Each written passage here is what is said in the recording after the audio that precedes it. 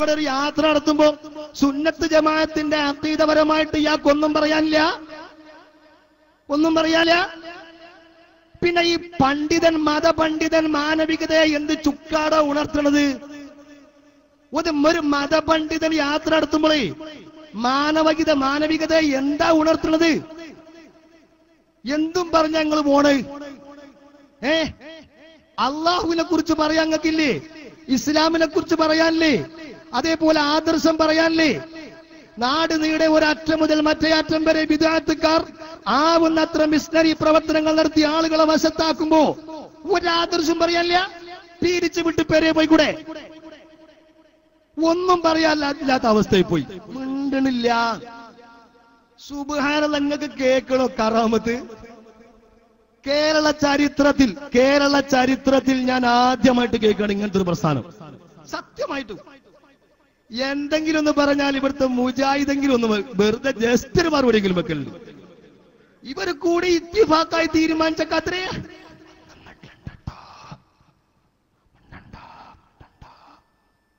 മിണ്ടാൻ പറ്റൂല. മിണ്ടാൻ മാത്രം നാവെടുത്ത് അനങ്ങാൻ നിങ്ങൾക്കില്ലാത്ത ആ ഒരു അവസ്ഥയിലേക്ക് നിങ്ങൾ ആശയങ്ങളും ആദർശങ്ങളും ഈ കേരളത്തിന്റെ പ്രിയപ്പെട്ട മക്കൾ, പാണക്കാടിന്റെ മക്കൾ, ചെറുശ്ശേരിയുടെയും കാളമ്പാടിന്റെയും ഉസ്താദിന്റെ മക്കൾ ചവച്ചുകൊട്ടയിലേക്ക് വലിച്ചെറിഞ്ഞിട്ടുണ്ട് എന്ന സത്യം നിങ്ങൾ സമ്മതിച്ചു. മിണ്ടുന്നില്ലല്ലോ നിങ്ങള്. അതുകൊണ്ട് പൊന്നു പ്രവർത്തകരെ, എന്താ നമ്മളെ നേതാക്കന്മാര് മിണ്ടാത്തത്? എന്താ നമ്മളെ നേതാക്കന്മാർ അടങ്ങിയത്? SKSFക്കാരെ ക്ലിപ്പിങ്ങിന് എന്താ മറുപടി പറയാത്തത് എന്നുള്ള വിഷയത്തെ കുറിച്ച് നാം ഒന്ന് ചോദിക്കുക അവരോട്. എനിക്കതാ പറയാനുള്ളത്. നമ്മുടെ ഈ പറയപ്പെട്ട കക്ഷി ഇവിടെ നടത്തിയത് പോലത്തെ ഒരു ബിദ്അത്ത് ബന്ധം ലോകത്തൊരൊറ്റ കുട്ടി നടത്തിയിട്ടില്ല. ഇതുപോലത്തെ രാഷ്ട്രീയ ബന്ധം നടത്തിയിട്ടില്ല.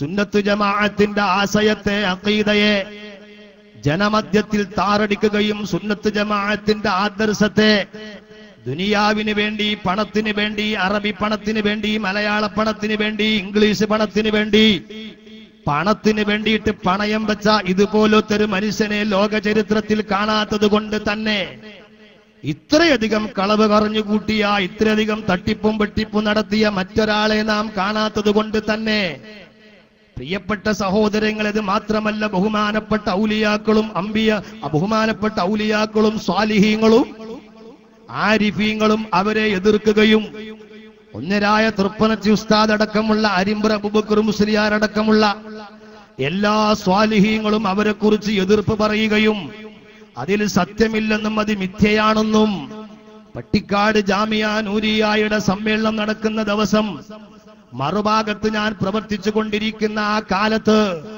അന്ന് ബഹുമാനപ്പെട്ട വലിയുള്ളാഹി തൃപ്പനച്ചി ഉസ്താദ് പറഞ്ഞു, ഇന്ന് ഇവിടെ എവിടെയും പ്രാർത്ഥനയില്ല.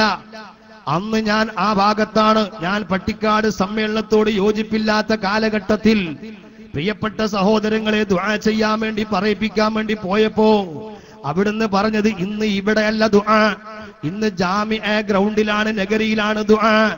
അവിടെ പാണക്കാട് വലിയ തങ്ങൾ ദുആർക്കാൻ വരും. മഗ്രിബ് നിസ്കരിക്കാനാകുമ്പോഴേക്ക് പാണക്കാട്ടെ തങ്ങൾ അവിടെ ദുആർക്കും. അബുൽ അബ്ബാസ് ഖദർ അലൈഹി സ്വലാത്തു വസ്സലാം ജാമിയയിൽ പ്രാർത്ഥനാ സമയത്ത് പങ്കെടുക്കും.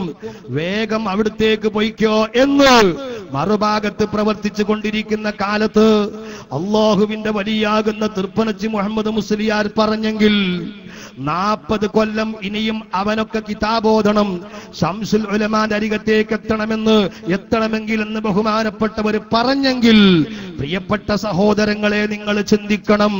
ബഹുമാനപ്പെട്ട പൂക്കളത്തൂർ കുഞ്ഞാപ്പു ഹാജി തൃപ്പനച്ചി ഉസ്താദിന്റെ വലം കൈയാണ്, വേണ്ടപ്പെട്ട വ്യക്തിയാണ്.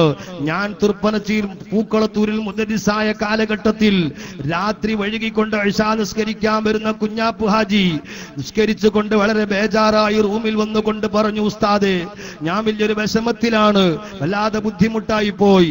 എന്താണ് ഹാജി എന്ന് ചോദിക്കുമ്പോ പൂക്കളത്ത് കുഞ്ഞാപ്പു ഹാജി പറയുന്നത്, ഇന്ന് എനിക്ക് ഉസ്താദിനെ കൊണ്ട്, മൊയ്ലാരെ കൊണ്ട് ചീത്ത കേട്ടു. ഓ, ഉസ്താദിനെ കൊണ്ട് നിങ്ങൾക്ക് ചീത്ത കേട്ടോ എന്ന് ചോദിച്ചപ്പോ എന്താ കാരണം? ആരൊക്കെ കൂട്ടിക്കൊണ്ട് AP എന്ന് പറയുന്ന ആളെ മുഹമ്മദ് മുസ്ലിയാരെ കാണാൻ വേണ്ടി കൊണ്ടുവന്നിരുന്നു. അഭിവന്യരായ ഉസ്താദ് അവർകൾ ആ പള്ളിയിലേക്ക് ഇങ്ങനെ വന്നു എന്ന് പറഞ്ഞപ്പോ വരാൻ വേണ്ടി പറഞ്ഞു. പ്രിയപ്പെട്ട പ്രിയപ്പെട്ടവരെ, കാലിന്റെ ഷൂ ഊരാതെ അതിന്റെ തിണ്ടിലേക്കും അതിന്റെ ഫ്ലാറ്റിലേക്കും ചവിട്ടിയപ്പോ അഭിവന്ദരായ ഉസ്താദ് അവർകൾ എത്ര ആദരിച്ചു കൊണ്ടാണ് ആ പള്ളി കൊണ്ടു നടക്കുന്നത്. അങ്ങനെ ചെയ്തപ്പോ അദ്ദേഹം പോയതിനു ശേഷം കുഞ്ഞാപ്പു ഹാജിയോട് കദ്ദാബ് എന്ന അർത്ഥം വരുന്ന അതിന്റെ മലയാള അർത്ഥം വെച്ചുകൊണ്ട് എന്തിനാണ് നീ കുട്ടി കൊണ്ടുവന്നത് എന്ന് ബഹുമാനപ്പെട്ട തൃപ്പനച്ചി ഉസ്താദ് ചോദിച്ചത്. കുഞ്ഞാപ്പു ഹാജി ഇന്നും ജീവിച്ചിരിപ്പുണ്ട്. പ്രിയപ്പെട്ടവരെ, അല്ലാഹുവിന്റെ ഔലിയാക്കൾ കൈവടിഞ്ഞിരിക്കുകയാണ്, ആരിഫീങ്ങൾ കൈവടിഞ്ഞിരിക്കുകയാണ്, സ്വാലിഹീങ്ങൾ കൈവടിഞ്ഞിരിക്കുകയാണ്. അവർ മുഖം കെട്ടു പോകട്ടെ എന്നും സമസ്തക്ക് കേസ് കൊടുത്തവർ തകരട്ടെ എന്നും എനിക്ക് അത്തുംബിത്താണെന്ന് പറഞ്ഞവർക്കാണ് അത്തുംബിത്ത് എന്ന് ശൈഖുനാ കണ്ണിയത്തും അവർ നായ തൊട്ട കലം പോലെ ആകുമെന്ന് സുന്നത്ത് കഴിക്കാത്ത സുന്നികളാണ് എന്നും ബഹുമാനപ്പെട്ട ശംസുൽ ഉലമ പറഞ്ഞതും ഒക്കെ പുലർന്നിരിക്കുന്ന ഈ സന്ദർഭത്തിൽ പ്രിയപ്പെട്ട എന്റെ മുമ്പിലിരിക്കുന്ന സമസ്ത കേരള ജംഇയ്യത്തുൽ ഉലമയുടെ സുന്നി SKSSFന്റെ പ്രവർത്തകന്മാരോട്, രക്ഷിതാക്കളോട്, സഹായികളോട്, സ്നേഹികളോട് പ്രിയപ്പെട്ടവരെ പറയാനുള്ളത്, യാതൊരു സംശയവുമില്ല, സംശയത്തിൽ അകപ്പെട്ടവരൊക്കെ സംശയം തീർത്തുകൊണ്ട് തിരിച്ചു വന്നിരിക്കുകയാണ്. അതാ ഓരോരുത്തർ വന്നുകൊണ്ടിരിക്കുന്നു. സാമ്പത്തിക പരാധീനത കാരണം പലപ്പോഴും സാമ്പത്തിക ബാധ്യതകൾ പല സംഘടനകൾക്കും വ്യക്തികൾക്കും സുന്നത്ത് ജമാഅത്തിൽ പ്രവർത്തിച്ചതിന്റെ പേരിൽ ഉണ്ടായി കുടുങ്ങിക്കിടക്കുന്ന പല ആളുകളുമുണ്ട്. അതൊക്കെ കഴിഞ്ഞാൽ പല പല പല പല പ്രഗത്ഭരും പല പല പല പല അമീറമാരും പല പല പല പല നേതാക്കളും വരാനിരിക്കുന്ന ഈ കാലഘട്ടത്തിൽ, ഈ സന്ദർഭത്തിൽ ഇദാ ജാഅ നസ്റുല്ലാഹി വൽ ഫത്ഹ് വറഅയ്ത الناس يدخلون في دين الله أفواجا فسبح بحمد ربك واستغفره إنه كان توابا. അല്ലാഹുവിന്റെ സഹായം ഇതാ വന്നിരിക്കുന്നു. ആളുകൾ സൽപാന്താവിലേക്ക് കടന്നു വന്നുകൊണ്ടിരിക്കുന്നു.